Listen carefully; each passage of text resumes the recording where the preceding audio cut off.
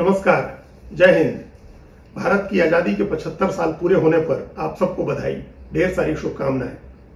प्रधानमंत्री नरेंद्र मोदी ने लाल किले से अपने भाषण में कई खास बातें कही, कई अहम बातें कही उन्होंने, जिसमें एक बात की चर्चा या दो बातों की चर्चा बहुत ज्यादा हो रही है, जिसके सबसे ज्यादा राजनीतिक मायने निकाले जा रहे हैं। उसमें से एक बात भ्रष्टाचार की है और दूसरी परिवारवाद की है।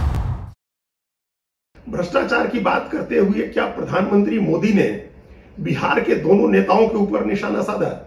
उन्होंने नाम किसी का नहीं लिया, लेकिन ऐसा लगा कि वो लालू प्रसाद यादव और नीतीश कुमार को निशाना बना रहे हैं। उन्होंने अपनी बात को इस अंदाज में आगे बढ़ाया जिससे ये लगा कि अभी भाजपा का साथ छोड़ करके राजद के साथ गए नीतीश कुमार उनके निशाने पर थे। उन्होंने देश के तमाम नागरिकों से कहा कि वो भ्रष्टाचारियों का महिमा मंडन न करें या उनका समर्थन न करें, लेकिन स्पष्ट निशाना बिहार के दोनों नेता थे।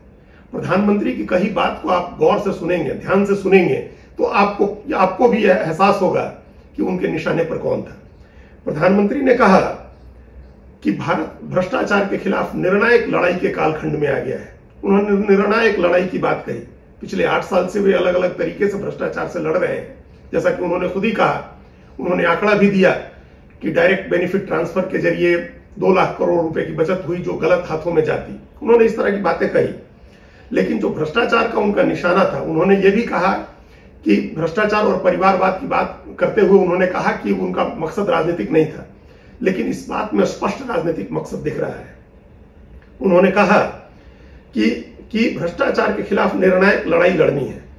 अगर 130 करोड़ लोग उनको आशीर्वाद और उनका साथ देते हैं तो वो इस लड़ाई को लड़ने के लिए तैयार है। उन्होंने किसी का नाम नहीं लिया, लेकिन उन्होंने कहा कि भ्रष्टाचारी के प्रति नफरत का भाव पैदा होना चाहिए। ये एक पैराडाइम शिफ्ट है महात्मा गांधी से नरेंद्र मोदी का। महात्मा गांधी ने हमेशा कहा कि पाप से घृणा करो, पापी से नहीं। ये महात्मा बुद्ध ने भी कहा, लेकिन प्रधानमंत्री मोदी ने अपने भाषण में कहा कि भ्रष्टाचारी के प्रति नफरत का भाव पैदा हो।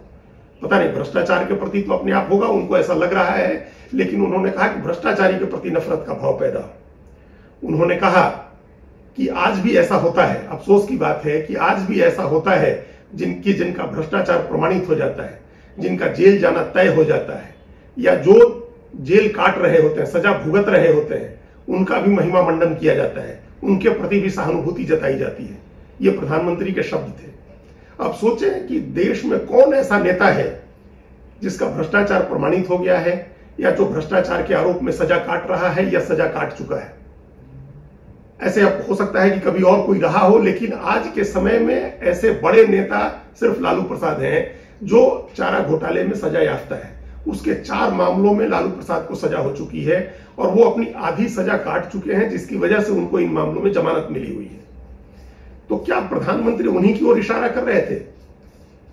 और जब वो महिमा मंडन की बात कर रहे थे, तब क्या उनका इशारा नीतीश कुमार की ओर था, जिन्होंने अभी लालू प्रसाद की पार्टी से हाथ मिलाया है और उनकी पार्टी के साथ मिलकर के अपनी सरकार बनाई है?